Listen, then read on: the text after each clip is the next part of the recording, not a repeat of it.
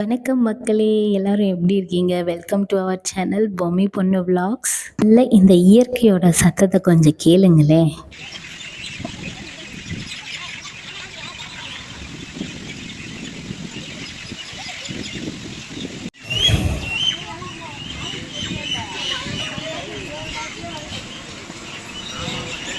அப்படியே காதுக்கு குளு குளுன்னு இருக்கு இல்லைங்களா? ஸோ எங்கே வந்திருக்கோம் அப்படின்னு பார்த்தீங்கன்னா, செங்கம் அப்படிங்கிற ஊருக்கு தான் வந்திருக்கோம். என்ன விசேஷம்னா, என்னுடைய குட்டி நாத்தனார், அதாவது கடைசி நாத்தனார் அவங்களுடைய குழந்தைங்களுக்கு காது குத்துறாங்க. அந்த ஃபங்ஷனில் கலந்துக்கிறதுக்காக வந்திருக்கோம். இந்த ஊருக்கு இப்போதாங்க நான் ஃபர்ஸ்ட் டைம் வரேன். ஆனால் பார்த்த உடனே ஃப்ளாட் ஆயிட்டேன். அவ்வளோ அழகா இருக்கு. சுத்தி வயல், தென்னை மர தோப்பு, காடு, மலை கண்ணுக்கு எட்டுற தூரத்திலேயே நல்ல சுத்தமான காத்து, கரும்பு தோட்டம், இவ்ளோ விஷயத்துக்கு நடுவுல அவங்களோட வீடு. ரொம்பவே அமைதியாவும், ரொம்பவே ஆரோக்கியமாவும் வாழ்ந்துக்கிட்டு வராங்க. ஸோ அவங்கள பார்க்கறதுக்காக தான் வந்திருக்கோம். இதோ ஒரே ஒரு ரோடு போது பாருங்க. 2 பக்கமும் பச்சை பசேல்னு அவ்வளோ அழகா இருக்குங்க பார்க்கறதுக்கு. ஸோ இந்த விசேஷத்துல என்னெல்லாம் நடக்குதுன்னு தான் இந்த வீடியோல பார்க்க போறோம். வாங்க வீடியோக்குள்ள போகலாம். எனக்கு மொத்தம் 3 நாத்தனாருங்க. 3வது நாத்தனாரோட குழந்தைங்களுக்கு தான் இந்த காது குத்து ஃபங்க்ஷன். அதுக்காக தான் நாங்க சென்னையிலேருந்து வந்திருக்கோம். ஸோ என்னோட வீட்டுக்காருக்கும் டைமே கிடைக்கிறது இல்லைங்க. ஊர் பக்கம் எல்லாரையும் பார்க்கணும், சந்தோஷமா பழகணுன்றது எப்போ சென்னைக்கு வந்தோமோ அதெல்லாமே தலைகீழா மாறிடுச்சு. ஸோ இது ஒரு பக்கம் வாழ்க்கை முன்னேற்றம்னு ஓடிக்கிட்டே இருந்தாலும், ஒரு பக்கம் இந்த இயற்கையெல்லாம் மிஸ் பண்ணிட்டு வாழ வேண்டிய வாழ்க்கையா தான் இருக்கு. ஸோ இங்க பாருங்க இவங்களோட வீடு எப்படி இருக்கு. சுத்தி வயக்காடு, தென்னை மரத்தோப்பு, மலை, அதுக்கு நடுவுல வீடுங்க. ரொம்பவே அழகான வாழ்க்கையும், ஆரோக்கியமான வாழ்க்கையும் இயற்கைக்கு நடுவுல வாழ்ந்துட்டு இருக்காங்க. சந்தோஷமா இருக்கு இவங்கள பார்க்கறதுக்கே.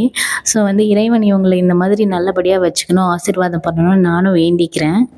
ரொம்பவே நாள் கழிச்சு சொந்த பந்தங்கள் எல்லாருமே ஒன்றா கூடுறது இந்த மாதிரி விசேஷங்கள் வரும்போது தான். அதை தவிர்த்து எப்போங்க சொந்தக்காரங்க வீட்டுக்கெலாம் இப்போலாம் போகிறோம், அதெல்லாம் கிடையாது இல்லைங்களே. நான் சின்ன வயசாக இருக்கும்போது மே மாதம் லீவ் விட்டால் போதுங்க, பாட்டி ஊருக்கு, அத்தை ஊருக்கு, மாமி ஊருக்குன்னு கிளம்பி போயிடுவேன். இப்போல்லாம் அதெல்லாம் கிடையாது இல்லைங்களா. இந்த மாதிரி விசேஷங்கள் வரும்போது தான் ஒரு நாள் கூட முழுசாக பார்க்க முடியறதில்ல. காலையில் போனால் நைட்டுக்குள்ளே ஓடி வந்துடணும் அப்படின்ற வாழ்க்கையோட ஓட்டம் தான் இருக்குது. ஸோ வாழ்கிற வரைக்கும் இந்த மாதிரி விசேஷங்கள் கிடைக்கும்போது எல்லாருமே ஒன்று கூடி ஒன்றா இருந்து சந்தோஷமா இருங்க. அவங்களோட சந்தோஷங்களை பகிர்ந்துக்குங்க. பாருங்க தாய் மாமனும் தங்கச்சி பொண்ணும் எவ்வளோ அழகாக கொஞ்சிக்கிறாங்க, பார்க்கவே அழகாக இருக்குது. அடுத்து இவர் தாங்க என்னோட மச்சினர். ஸோ 2 பேரும் சேர்ந்து தான் மனையில் உட்கார போகிறாங்க. குழந்தைங்க இவங்க மடியில் தான் உட்காந்து காது குத்திக்க போகிறாங்க. வரிசை தட்டு, சீர்வரிசை எல்லாமே எடுத்துகிட்டு வந்து வச்சாச்சு. இதை பாருங்க மாலையும் போட்டாச்சு.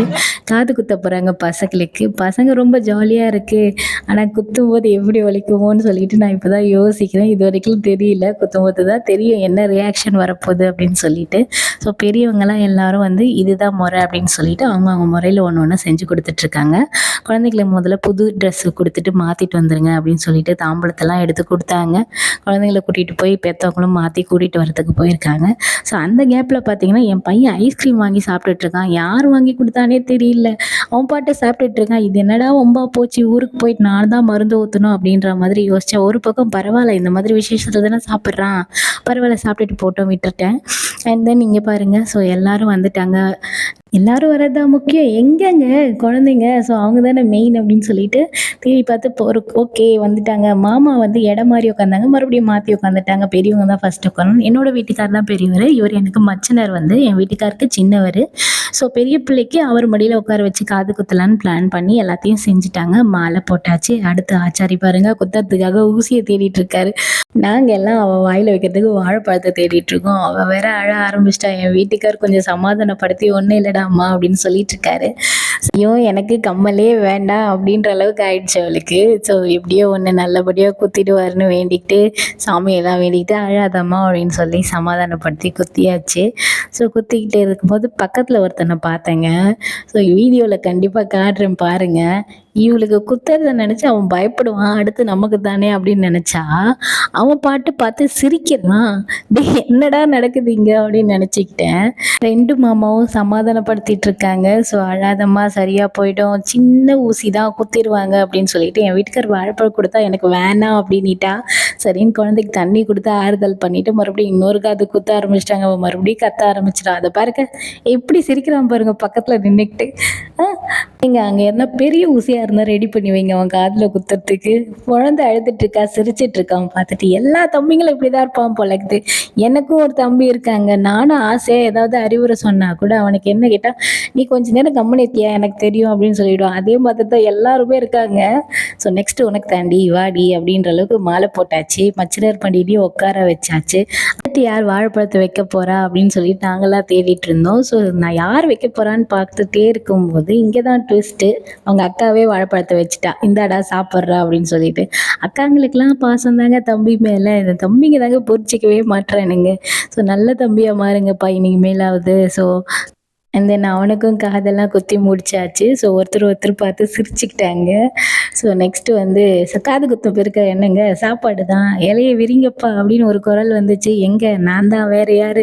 ஏன்னா நான் வந்து அடுத்து என் குழந்தைய பார்க்கணும் இல்லைங்களா? சின்னவன் ரொம்ப நேரம் ஆயிடுச்சு. இன்னொருத்தர் கையில மாத்தி மாத்தி இருக்கான். விசேஷம் அப்படின்றது ஒரு பக்கம் இருந்தாலும் இந்த குழந்தைய முச்சி எடுத்துடுறாங்க. ஸோ சாப்பிட்டு கடக்கடன்னு ஒண்ணு வாங்கிக்கிட்டு ஒரு ஓரமா போய் உட்காந்துடலாம், செட்டில் ஆயிடலாம் அப்படின்னு நினைச்சிட்டேன். எல்லாரும் ஒண்ணா உட்காந்து சாப்பிடலாம் அப்படின்னு தான் பிளான் பண்ணியிருந்தோம். ஆனா வேலை காரணமா வந்து வந்தவங்களையும் கவனிக்கணும் அப்படின்றதுக்காக சரின்ட்டு கொஞ்சம் கொஞ்சம் பேரா சாப்பிட ஆரம்பிச்சுட்டாங்க. ஸோ நாங்களும் இலைய விரிச்சு உட்காந்துட்டோம். என் வீட்டுக்கார் வாழை இலைய விரிக்கிறதுக்கு இதுதான் முறைன்னு சொல்லி கொடுத்தாரு. சரின்னு பார்த்தா அப்படியே வடைய ஆட்டைய போட பார்த்தாரு. புடுங்கிட்டேங்க. மசால் வடைய விட்டுருவேன் நான். ஏன்னா எனக்கு ரொம்ப பிடிக்கும். ஸோ வந்து இங்க வந்து கறி விருந்துலாம் இல்லைங்க. சைவ விருந்து தான். என்னதான் கறி விருந்து இருந்தாலும், இந்த பிரியாணி அதெல்லாம் இருந்தாலும் தலவாழை இலை போட்டு வடை பாயாசத்தோட சாப்பிடுற சாப்பாடே ஒரு தனி சுகம்தாங்க. ஏன்னா நம்மளோட பாரம்பரியம் அப்படின்னு சொல்லிட்டு பார்த்தீங்கன்னா அதுதான்.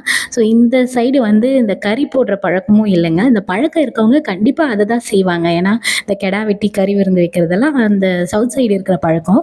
ஸோ இது வந்து திருவண்ணாமலை சைடு இது வந்து இதுதாங்க முறை. ஸோ வந்து எல்லா சாப்பாடுமே நல்லா இருந்தது. சும்மா சொல்லக்கூடாது. நாங்களும் சாப்பிட்டோம். சுற்றி இருக்கிற அந்த இயற்கையான காற்று தான். ஒரு ஃபேன்லாம் கிடையாது. ஸோ அந்த காத்துல எல்லாரோட ஒண்ணா உட்காந்து நீ சாப்பிட்டியா நீ சாப்பிட்டியான்னு மாத்தி மாத்தி ஊட்டிக்கிட்டு சாப்பிட்டதுல நிஜமாவே சொல்றேங்க ரொம்பவே மனசுக்கு நிறைவா இருந்தது. ஏன் அப்படின்னு சொல்றேன்னா நான் வந்து ரொம்பவே டயர்டா இருந்தேங்க கொஞ்ச நாளாவே. ஏன்னா இந்த கன்சீவ் ஆனதுலேருந்து பிரசவம் குழந்தைய பார்த்துக்கிட்டே எல்லாத்தையும் பார்த்தது நான் தனியாக ஹேண்டில் பண்ணது. ஸோ அதுக்கு அடுத்து வந்து இப்படி ஒரு விசேஷம் வரும்போது எல்லாரையும் பார்க்கும்போது அப்படியே இந்த பூஸ்ட் கொடுத்தா மாதிரி இருக்குங்க. ரொம்பவே மன மகிழ்ச்சி ஒரு பக்கம் இருந்தாலும் சீக்கிரமாகவே கிளம்பணுமே அப்படிங்கிற பதட்டமும் ஒரு பக்கம் இருக்கு. ஏன்னா நாங்கள் ட்ரெயின் பிடிச்சி வரணும் ஜோலார்பேட்டையிலேருந்து. அங்கே வந்து பஸ்ஸு பிடிச்சி போகணும். ஸோ ட்ரெயினை பிடிக்க வேக வேகமாக பஸ்ஸு பிடிக்கணுமே அப்படின்ற பதட்டமும் ஒரு பக்கம் இருந்தது. எல்லாருக்கும் பாய் சொல்லிட்டு சீக்கிரமாகவே கிளம்பிட்டோம். என்னோட வீடியோ பார்க்குறவங்க சப்ஸ்கிரைப் பண்ணிக்க மறக்காதீங்க மக்களே. லைக் பண்ணுங்கள், ஷேர் பண்ணுங்கள். உங்கள் வீட்டில் நடந்த விசேஷத்தை பற்றி கமெண்ட்ஸில் சொல்லுங்கள். ஷேர் பண்ணிக்கலாம். பாய்.